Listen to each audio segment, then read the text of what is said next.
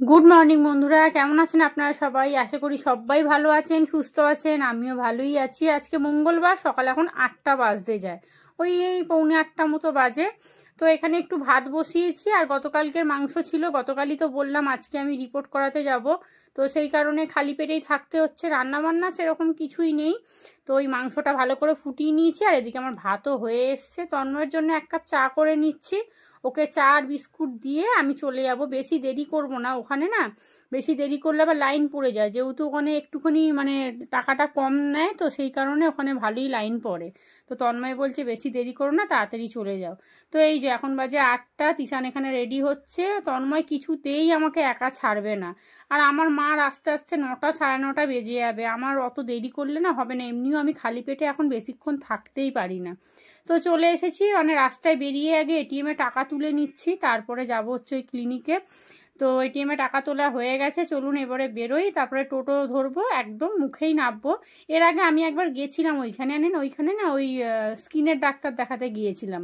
তো অনেক দিন আগে, প্রায় 4-5 বছর আগে। ওখানে সব বড় বড় ডাক্তাররা বসে, ফিসটা একটু কম, কিন্তু সমস্যা কি বলুন তো, একটু দূরে তো, মানে একা যাওয়া যায় না, কেউ সাথে করে গেলে সুবিধা হয় আর কি। তো এই যে টোটোর জন্য এখানে দাঁড়িয়ে আছি। দাঁড়ান, এখন টোটো কত টাকা বলবে জানি না। আমি তো প্রায় 3-4 বছর আগে একবার গিয়েছিলাম, আমার মনে আছে, আমি স্কিনের ডাক্তার দেখাতে গিয়েছিলাম। তাও না আমার মাথায় ছিল না। তন্ময়ের ওই একটা বন্ধু ওকে কারখানায় বলতে, তখন আমার হঠাৎ করে মনে পড়লো, হ্যাঁ তাই তো, আমিও তো একবার গিয়েছিলাম, বড় স্কিনের ডাক্তার দেখিয়েছিলাম। আমার ওই মুখেতে না কালো ছোপ ছোপ দাগ হয়েছিল, তখন আমার ইউটিউব চ্যানেল ছিল না। তো যাই হোক, চলুন এখানে বসে পড়েছি টোটোয়। আর সকালবেলা বাজারটা দেখতে বেশ ভালোই লাগে। আর এখন শীতকাল না, পুরো সবজিতে ভর্তি। আমার খুব একটা রাস্তাটা মনে নেই। আমি ওনাকে বললাম, টোটোওয়ালা দাদাকে, যে আপনি কিন্তু সামনেই নামিয়ে দেবেন। বলছে হ্যাঁ, আপনাকে একদম সামনেই নামাবো, আমি দেখিয়ে দেবো কোনটা। তো এই যে চলে এসেছি। এইবারে বিল্ডিংটা দেখে আমি চিনতে পারছি যে হ্যাঁ, এইখানেই এসেছিলাম। তো চলুন, নিচে কোনো কাজ নেই, ওপরে যাব। ওপরে গিয়ে না দেখাবো, নাম লেখাতে হবে কিনা জানি না আমি ঠিক।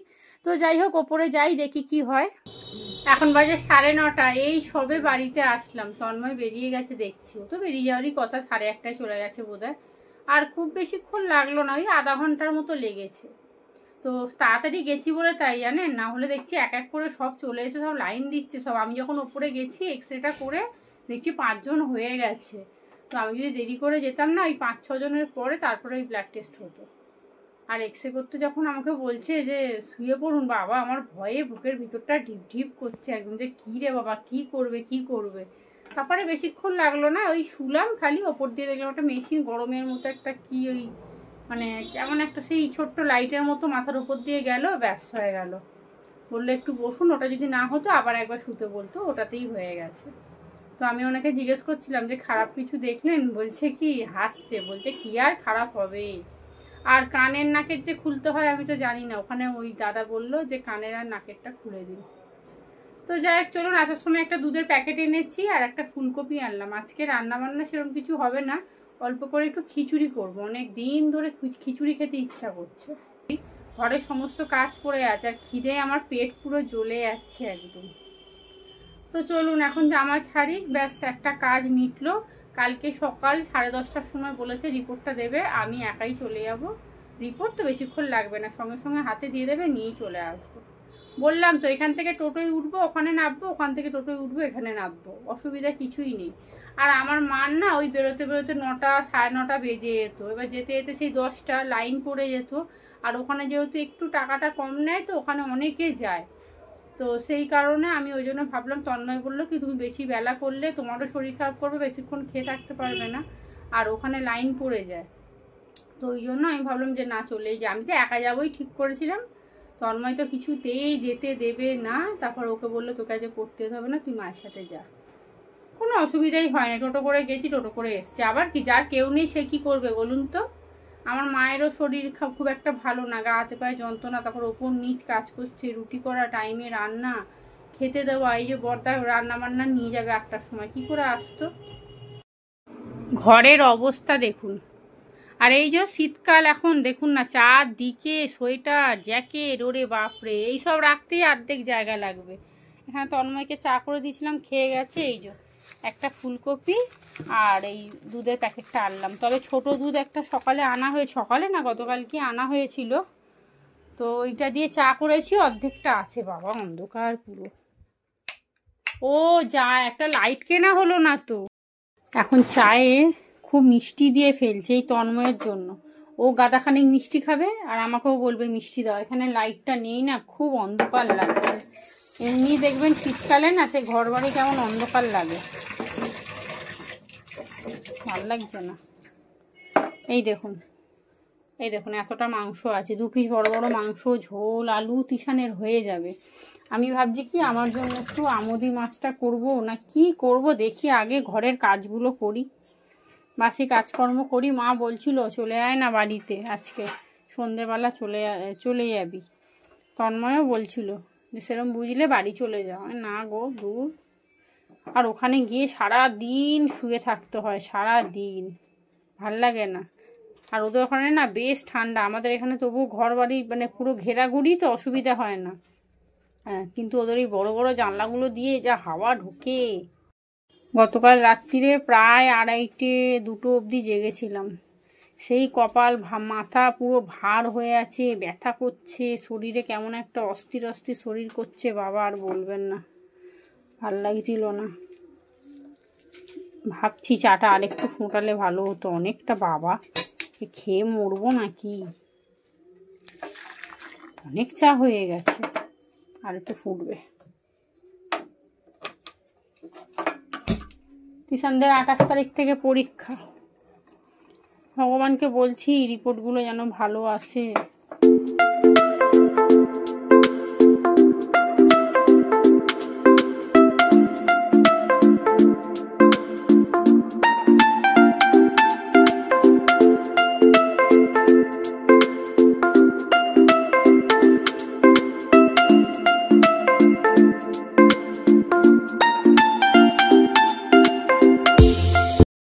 এই ড্রেসিং টেবিলটা যতই পরিষ্কার করি, কোথা থেকে যে এত নোংরা ধুলো হয় কি জানি। রোজ অত যে পরিষ্কার করি, পিন পেরেক পড়ে আছে।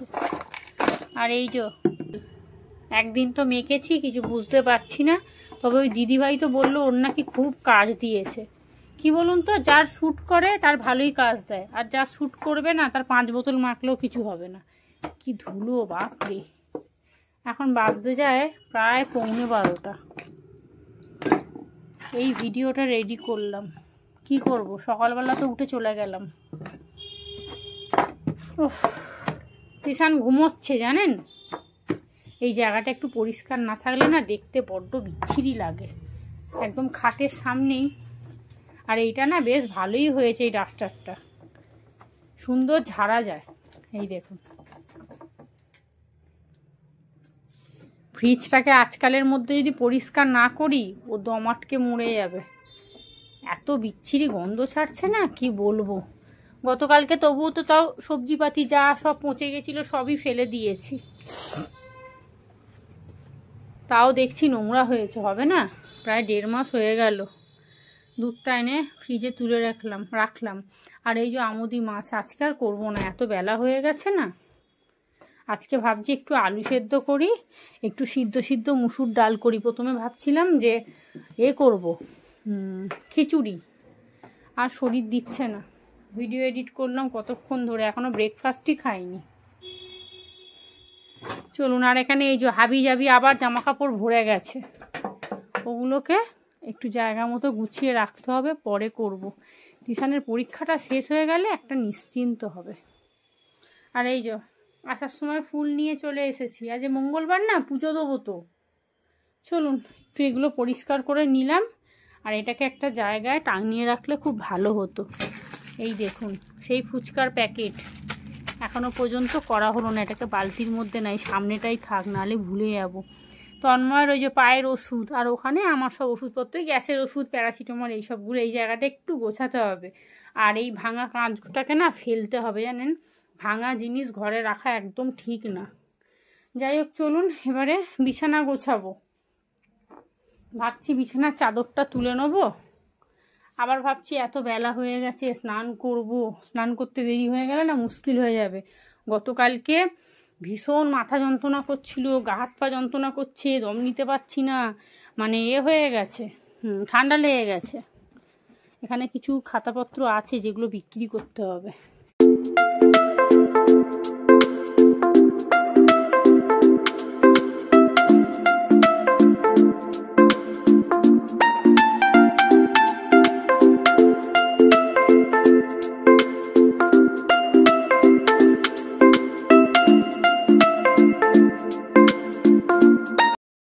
ব্যাস ব্রেকফাস্ট রেডি। কিচ্ছু দিইনি, কাঁচা লঙ্কা পেঁয়াজ কিছুই দিইনি, শুদ্ধ নুন দিয়ে একটুখানি ঘেটে ব্যাস পাউরুটি দিয়ে চিপটে দিয়েছি। খেয়ে নি, খিদা পেয়ে গেছে, খেয়ে দিয়ে তারপরে বাকি কাজগুলো করব। একবার ভাবছি খিচুড়ি করব, একবার ভাবছি আলু সেদ্ধ ডাল ভাত করব, আবার ভাবছি দূর ভাল লাগছে না সিদ্ধ ভাত করব। তো এই দেখুন এখানে গোবিন্দভোগ চালটা বার করেছিলাম, এইটুকুই ছিল যে আমার আর তিশানের হয়ে যাবে। তন্ময় তো খাবার নিয়ে চলে গেছে একটা নিশ্চিন্ত, কিন্তু ও বাবা এই যে আর ভাল লাগছে না, মানে ইচ্ছা করছে না জানেন তো, মানে কাজ করতেই মানে ভাল লাগছে কিন্তু মানে মন আর সাথ দিচ্ছে না আমার, এই আর কি। তো এখানে একটুখানি তিশানকে দিয়ে না একটু ঘুগনির কড়াই আনিয়েছিলাম, ওটা ভিজিয়ে রাখলাম। আর ওই আমলকিগুলো দেখছি ফ্রিজে না একটা পচে গেছে, বললাম না জিনিস নিয়ে আসলে কী হবে। আমি ওই টিশানের বন্ধুর মাকে বলছি যে না গো আমি নেবো না, কারণ আমি জানি আমাদের ঘরে খাবার লোক কেউ নেই, সেই ফ্রিজে 4 দিন 5 দিন পড়ে থাকবে তারপরে ফেলে দিতে হবে। তো ওটাকেই বার করে মুখের সামনে রাখলাম, মানে দেখি দুপুরবেলা করে যদি পারি ছোটো ছোটো করে কেটে নুন মাখিয়ে, আর রোদ্দুর কোথা থেকে পাবো, রোদ তো এখানে নেই। আর মায়ের বাড়িতে কদিন ধরে গেলাম, যদি নিয়ে চলে যেতাম না সারা দিন সুন্দর ছাদে শুকিয়ে যেত। দেখি এখন তো আর মনে হচ্ছে যাব না, তিশানের পরীক্ষা আছে, পরীক্ষাটা পুরো শেষ হবে তারপরে যাব। আর এমনিও কদিন ধরে না মায়ের বাড়িতে প্রায় 4-5 বার যাওয়া হয়ে গেছে, তিশানের সামনে পরীক্ষা জানেন তো, আর এটা তো পুরো অ্যানুয়ালি পরীক্ষা। তো কি করব আসলে শরীর খারাপের জন্য মানে ঘরে রান্না বান্নাও করতে ইচ্ছা করছে না, একা থাকতেও ভালো লাগছে না। একা থাকলেই না নেগেটিভ চিন্তা ভাবনা, মানে কি হয়েছে কি হয়েছে কেন হয়েছে। আর যখন মায়ের বাড়িতে গিয়ে একটু কথা টথা বলছি দেখছি বেশ মনটা ভাল লাগছে। রান্নাঘরটা এখানে পুরো পরিষ্কার করে গুছিয়ে নিলাম, খুব নোংরা হয়েছিল। আর এখানে দেখুন ঢ্যাঁড়সগুলো গতকালকে কতটা ঢ্যাঁড়স আমি রেখেছিলাম, 4-5খানা পুরো পচে গেছে একদম। এখানে এই যে কয়েকটা ছিল, এটা একটুখানি আলু দিয়ে এটা তিশানকে ভেজে দেবো, আমার জন্য এখানে আলু ভাজা করব। ডাল না আর করব না, কারণ মাংসর ঝোল আলু অনেকটা আছে, ওর অতটা লাগবে না। আর ওদিকে ঘুগনির কড়াই ভিজিয়ে রেখেছি, লাইটটাকে না সরিয়ে রাখি। আর আমলকিগুলো দুপুরবেলা বসে, দুপুরে আর করবো না, দুপুরে খাওয়া দাওয়ার পর একটু বিছানা শুয়েই পড়ি। তো ওই বিকেলবেলা যখন এই বাসনগুলো মাজতে আসবে তখন একেবারে কেটে পাখার হাওয়ায় নুন দিয়ে চুবড়ি চাপা দিয়ে রেখে দেবো। এখন অনেকটা বেলা হয়ে গেছে, কিন্তু ওই ঘরের বিছানা চাদরটা ভাবছি তুলে নেবো, কারণ আগামীকালকে বুধবার। আমার তো মনেই নেই, আমি বৃহস্পতিবার করে যাচ্ছি, আগামীকাল বুধবার। তো বুধবারে আমি যাব হচ্ছে রিপোর্ট আনতে, আমাকে 10:30টার সময় আনতে যেতে বলেছে। সকালবেলা রান্নাবান্না কি হবে না হবে, তারপর শরীরের কি কন্ডিশন থাকবে সেরকম বুঝে সব কিছু চলবে। তো সেই জন্য ভাবলাম যে না বিছানার চাদরটা তুলেই নিই। আর এই যে চাদরটা কি বলুন তো, সাদা বলে এত তাড়াতাড়ি তুলতে হচ্ছে, নাহলে আমি মোটামুটি 10-15 দিন রাখি চাদর। তো বিছানা চাদর তোলার আগে ভাবলাম কি খাটটা একটু ঝুলটা ঝেড়ে নিই। তো এই অল্প থাকতে থাকতে ঝেড়ে নিলে না দেখতে ভালো লাগে, নাহলে খাটের ওপরটা পুরো একদম ধুলোয় স্তর পড়ে থাকে একদম, আর সাইডগুলো পুরো ঝুল ঝোলে জানেন। তো যখন বালিশে মাথা দিই না, তন্ময় বলে কি এই দেখো এখানে কি নোংরা, ইস করে বালিশটাকে সরিয়ে দেয়। তো ওই জন্য একটুখানি ঝেড়ে নিলাম। ওই আমাকে একদিন বলছিল যে যখনই বিছানার চাদরটা তুলবে ওই একটুখানি ঝুলঝাড়ু দিয়ে খাটের এইগুলো একটু ঝেড়ে দেবে। তো খালি জ্ঞান দেবে জানেন তো, আমি তাই বলি জ্ঞান দাও কেন, বসে থাকো একটু কিন্তু ঝেড়ে দিতে পারো। বলে এগুলো তোমাদের কাজ, আমাদের কাজ নয়। তো এখানে বিছানার চাদর তো তোলা হয়ে গেছে, এই চাদরটাই পাতলাম। ঘরের বিছানা পরিষ্কার থাকলে দেখুন ঘর কি সুন্দর দেখতে লাগে না। বিছানার চাদরটা পাল্টেছি, দেখুন কি সুন্দর দেখতে লাগছে চাদরগুলো। ভাবলাম বিছানার চাদরটা তুলেই নি, যা নোংরা হয়েছে। আর আগামীকালকে আমি আবার ওই রিপোর্ট আনতে যাবো, হবে না ওই করতে করতেই আমার 11টা 11:30 বেজে যাবে। পুরো সকালটা যদি ডাক্তার বসে তো রিপোর্ট দেখিয়ে নেবো একেবারে, না হলে তো সন্ধেবেলা বসবেই। তো সেই জন্য না আমি চিন্তা করলাম যে চাদরটা পাল্টিয়েই নিই। তারপরে বৃহস্পতিবার আছে, আর চাদরটা খুব নোংরা হয়েছে। তিশানকে দেখুন, দেখছেন ওর ঘুম আর কাটছে না। আর এই চাদরটা ওর নাকি পছন্দ না, বলে গা কুটকুট করে। এমন যে এখন শীতকাল, এখন এইসব সিল্কের চাদর, এটা সিল্কের না ঠিক কেমন যেন খড়খড়ে। তবে চাদরটা না আমি পুরো ঠকে গেছি জানেন, 450 টাকা নিয়েছে এই চাদরটা, পুরো একদম নেতানি, পুরো খালি রংটাই যা সই। এই যে হয়ে গেছে, ঘরটা ঝাঁট দিয়ে মুছবো, স্নান করে পুজো দেবো। আর ঠাকুরের জামা কাপড়গুলোকে না আমি আর ভাঁজ করে রাখতে পারিনি, এরকম করে পোটলা করে প্যাকেটের মধ্যে রেখেছি। আর এখানে শীতের জামা কাপড়গুলো এইভাবেই রাখলাম, কিন্তু এখানটা রাখলে হবে না, ঠাকুর আছে না। আর এরা দুজনে যেভাবে জামা কাপড় নেয় বাবা, একটা নিলে 10খানা ফেলবে, ঠাকুরের মুখের মধ্যে চিপটে দেবে একদম। এই চল ওঠ, এই ওঠ ওঠ ওঠ ওঠ, যা একটুখানি ডিম পাউরুটি রেখেছি খেয়ে নে। ওঠ বাবা চাদরগুলো তুলি, ওঠ ওঠ, পা ঘষে ওঠ। আর এইটা গতকালকে বের করেছি, এই দেখুন তিশান বের করেছে, ওই যে জামা কাপড় বের করছিল ওই তখন এটা ছিল, গতকালকে এটাই ও গায়ে দিয়েছে। আমার চাদরেই হয়ে গেছে, আমি তো 2-3টে অবধি জেগেই ছিলাম। বললাম না মাথা ব্যথা করছে, শরীর কেমন করছে, ধুর ওই নিয়ে আর ঘুম আসে নাকি।